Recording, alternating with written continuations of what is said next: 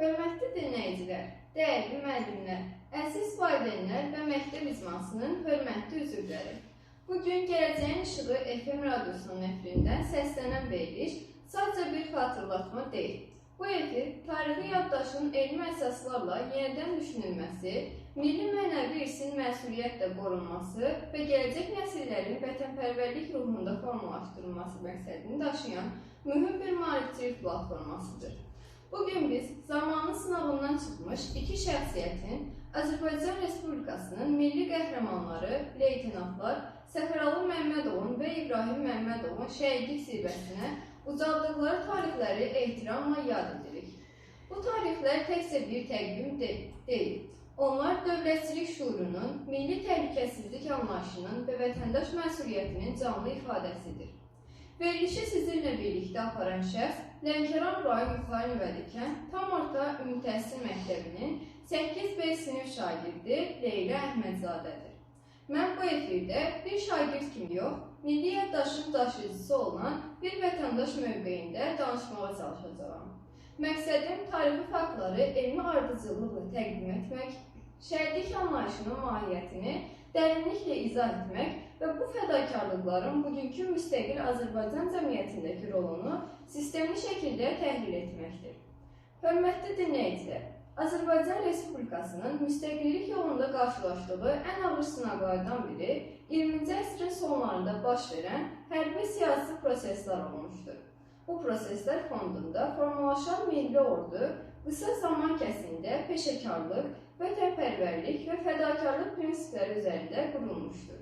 Məhz bu tarix mərhələdə yüzlərlə gənc Azərbaycanlı öz həyatını dövlətin ərazilik bütövlüyü və suverenliyi naminə qurban vermişdir. Onların sırasında Səfəralı Məmmədov və İbrahim Məmmədov xüsusi yer tutur.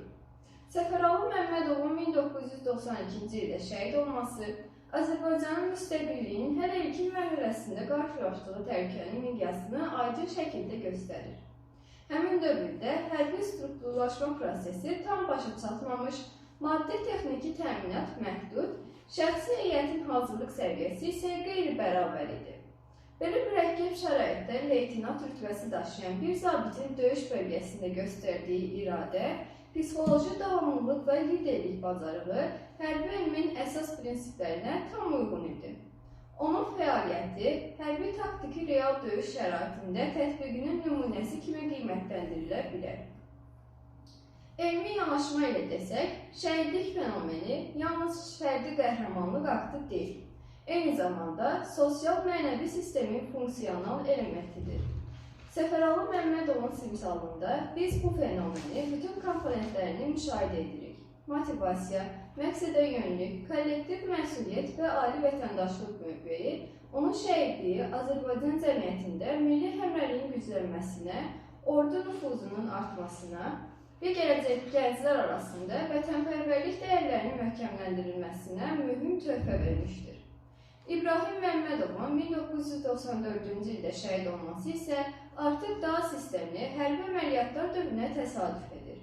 Bu mərhələdə Azərbaycan ordusu struktur baxımından daha formalaşmış, əməliyyat planlaşdırma mexanizmələri nisbətən təkmilləşmişdir. Lakin qarşıda duran təhlükələr hələ də son dərəcə ciddi idi. Leytenant İbrahim Məmmədov döyüş yoluna nəzər saldıqda, onun hərbi nizam-intizamı, təqlid düşüncə qabiliyyəti və şəxsi heyət qarşısında nümunəvi davranışı diqqət cəlb edirdi. Statistik məlumatlara əsasən 1991-1994-cü illər ərzində Azərbaycan Silahlı Qüvvələrinin şəxsi heyəti arasında itkilərin böyük hissəsi məhz gənc zabitlərin payına düşmüşdür. Bu fakt zabit korpusunun döyüş meydanında ön xəttdə olmasının bariz göstəricisidir. İbrahim Məmmədovun şəhidliyi də bu statistik reallığın acı, lakin şərəfli bir nümunəsidir. O təkcə əmrləri icra edən zabit deyil, döyüş şəraitində operativ qərar vermə qabiliyyətinə malik bir lider kimi yadda qalmışdır. Hörmətli dinləyicilər, şəhidlərimizin həyat və döyüş yollarını təhlil edərkən müasir pedaqoji və psixoloji yanaşmalar da diqqət mərkəzində olmalıdır. Gənc yaşlarda yüksək riskli situasiyaları təşkil edən bu insanlar güclü daxili motivasiya, yüksək stres və davamlılıq mənəvi dəyərlərə sarsılmaz bağlılıq nümayiş etdirmişlər. Bu xüsusiyyətlər təsadüfi formalaşmır. Onlar ailə tərbiyəsi, sosial mühit və milli ideologiyanın sintezinin nəticəsidir. Bugün Azərbaycan dövləti məhz belə şəxslərin fədakarlığı üzərində qurulmuşdur.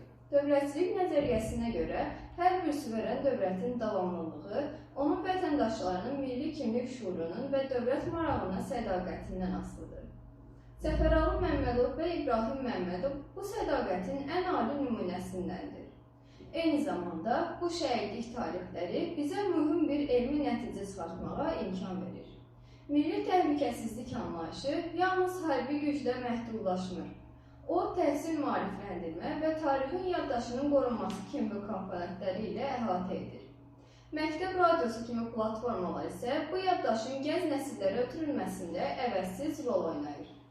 Əziz dinləyicilər, bugün biz bu efirdə keçmişə baxaraq gələcəyi düşünürük. Şəhidlərimizin ruhuna ehtiram, yalnız anım mərasimləri ilə məhdudlaşmamalıdır. Bu ehtiram, onların ideyalarını yaşatmaq, elmə, təhsilə və dövlətə xidmət etmək formasında davam etməlidir. Statistik göstəricilər göstərir ki, son illərdə gənclərin ictimai fədakarlıqda və vətənpərvərlik layihələrində iştirakları artmaqdadır. Bu dinamika şəhidlərin mənəvi irsinin cəmiyyətdə aktiv şəkildə yaşadığının sübutudur. Bir şagird kimi mənim üçün bu mövzuda danışmaq həm məsuliyyətlidir, həm də qürur vericidir. Çünki bu adlar, bu tarixlər bizim dərsliklərimizdəki quru faktlar deyil. Onlar bizim kimliyimizin bir hissəsidir. Səfəralı Məmmədov və İbrahim Məmmədovun həyat yolu bizi öyrədir ki, vətənə xidmət anlayışı yalnız peşə seçimi deyil, mənəvi mövqedir. Verilişimizin bu hissəsində xüsusi olaraq vurğulamaq istəyirəm ki, şəhidlərimizin xatirəsi qarşısında ən böyük borcumuz güclü, savadlı və məsuliyyətli vətəndaşlar kimi yetişməkdir. Elmi biliklərə silahlanmış, tənqid düşüncə qabiliyyətinə malik və milli maraqları düzgün dərk edən gənclik, onların arzularının reallaşması deməkdir. Hörmətli dinləyicilər, bugün efiri sükutla bitməlidir. Bu efir düşüncə ilə, qərarlılıqla və ümid ilə davam etməlidir. Şəhidlərimizin bizə miras qoyduğu ən böyük dəyər gələcəyə inamdır. Bu inam hər birimizin gündəlik fəaliyyətində, davranışında və seçimlərində öz əksini tapmalıdır. Gələcəyin İşığı FM radiosunun efirindən səslənən bu veriliş dinlədiyiniz üçün hər birinizə təşəkkür edirəm. Mən 8B sinif şagirdi Leyla Əhmədzadə olaraq bu müqəddəs adları ehtiramla yad etməyin mənəvi məsuliyyətini dərk edirəm və əminliklə deyirəm ki, onların yolu bizim üçün həm dərs, həm də istiqamətdir. Ruhları qarşısında baş əyib, Azərbaycan Respublikasının gələcəyini məhz bu cür fədakarlıqlar üzərində daha da möhkəmləndirəcəyinə dərin inamını ifadə edirəm. Diqqətinizə görə sağ olun. Efirimiz burada başa çatır.